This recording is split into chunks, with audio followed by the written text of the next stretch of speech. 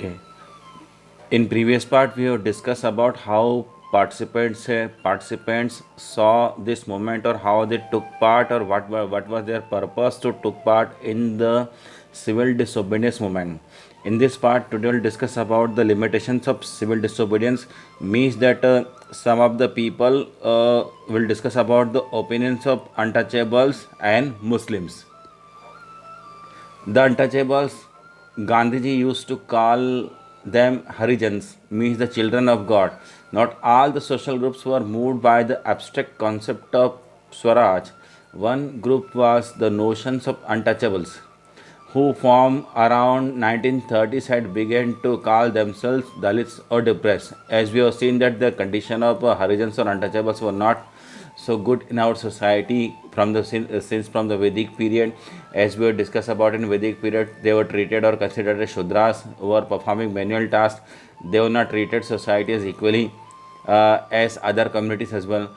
For long, Congress had ignored Dalits for fear of offending the Sanatanis or so-called high class Hindus, and the conservatives high caste Hindus, as we discussed about earlier. But Mahatma Gandhi declared that Swaraj would not come for 100 years if untouchability was not eliminated. He called untouchables Harijans, as we discussed about the children of God, organized satyagraha to secure them entry it to the temples and access to public wells, tanks, roads, and schools. As we discussed about, all these things were strictly prohibited by the upper class communities as well. So many restrictions were there in villages. Some of the restrictions were created by human beings of their own. As time passes, this become more complex and more rigid towards them.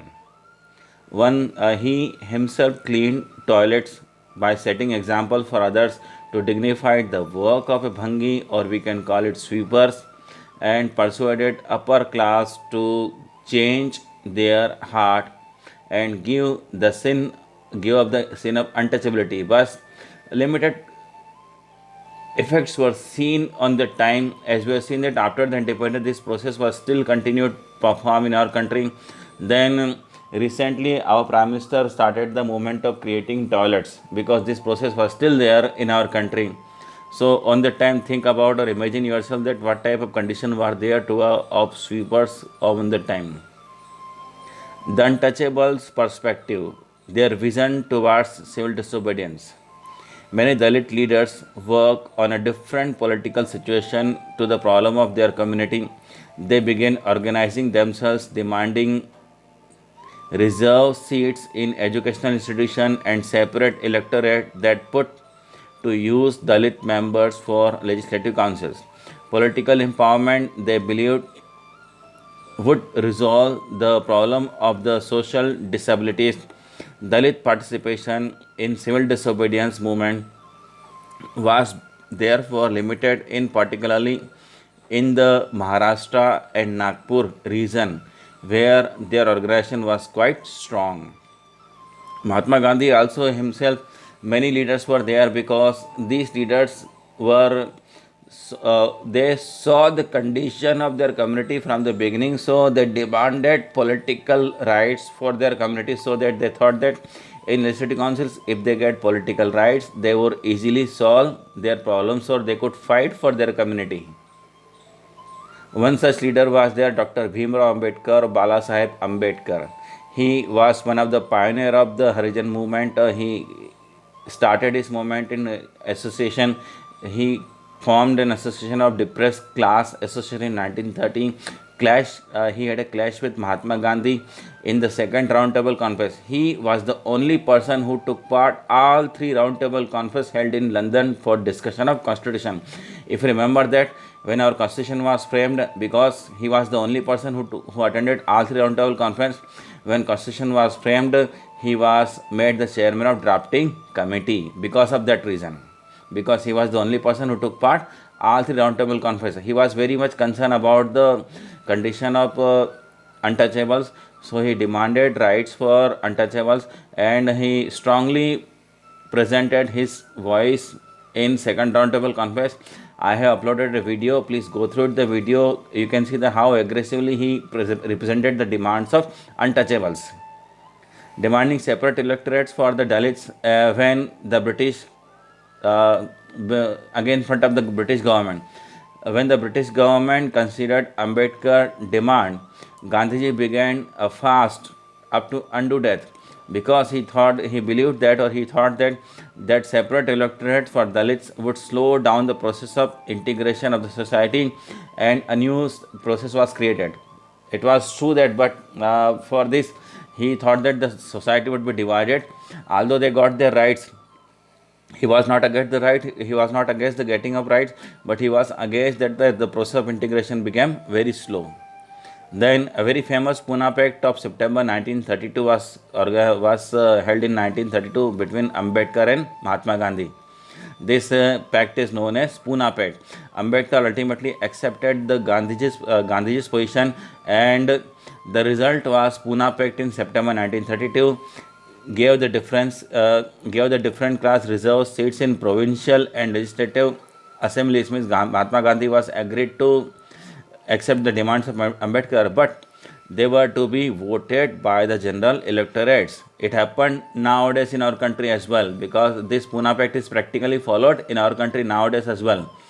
In any reserve seats, the candidate belong to the untouchable community or belong to that community, SC or STs, they could stand in the election, but the vote cast by the people belong to the other community people as well. So seat were reserved, but the representative of the all communities.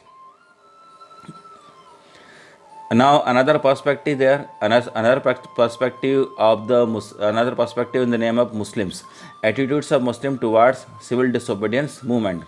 Some of the Muslim political organizations in India were also lukewarm in response of CDS. Means they were suspicious. They were suspicious about the development of CDM. After the decline of non-cooperation Khilafat movement in 1922, a large section of Muslims felt alienated from the Congress due to their connection towards Hindu Mahasabha. As we have seen that most of the slogans like Bharat Mata, Vande Mataram, all such slogans were used by the Congress party, so that they thought that they were worshipping idol. Idol worshipping is there, and idol worshipping is strictly prohibited, and most of the leaders were Hindus. So very few Muslims were attracted towards the Congress party. Relationship between Hindu and Muslims worsened. Community organizers, religious processions with militant fervor, provoking Hindu-Muslim communal clashes and riots in various cities. It happened during the festive occasions when sometimes Muharram and Ganesh Utsav clashes. So in between them, they try to show their power in against each other. This made the situation worsen, and political leaders try to cash all such things through politics. Every riot deepened. Every riot, har ek danga, deepened the distance between the two communities. The Congress and Muslim League made efforts to unite them. In 1927, it appeared that since such irony could be forced, some of the steps were taken by Muslim leaders like Muhammad Ali Jinnah and Mahatma Gandhi, but later on the differences were there. The important difference were over the question of representation of the future assemblies that were to be elected. Muhammad Ali Jinnah, one of the leaders of the Muslim League, was willing to give up the demand for separate electorates. He also raised his voice for the demanding of separate electorates.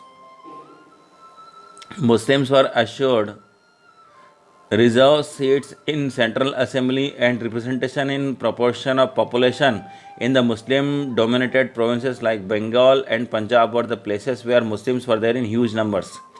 Negotiations over the questions of representation continued, but all hope resolving the issue of all parties conference in 1928 disappeared when Mr. Jagir of Hindu Mahasabha strongly opposed the efforts of compromise. During civil disobedience movement, some of the liberal leaders, rest of the Muslims communities, when the civil disobedience movement started, there was an atmosphere of suspicion and distrust between communities. So Muslim leagues boycotted the civil disobedience movement. Uh, Noted from the Congress, large section of Muslims could not responded to the call of united struggle. Many Muslim leaders and intellectuals expressed their concern about the status of Muslims as a major minority within the India. They feared that the culture and identity of minorities would be submerged under the dominion of Hindu majority. Although some leaders Khan Abdul Ghaffar Khan, he was called Frontier Gandhi popularly, and Maulana Abdul Kalam Azad, and some of the Muslim leaders took part in civil disobedience movement. Rest of the people felt aligned. So in this topic we discuss about the two communities, that their perspective towards CDM, their demands and aspirations, and their rights. They also wanted equal representation in for their communities. So that's it for the video. In next topic we'll discuss about the concern of a sense of common collective belongings. That is the last topic of this chapter. So for this, I hope that you understood the topic very well.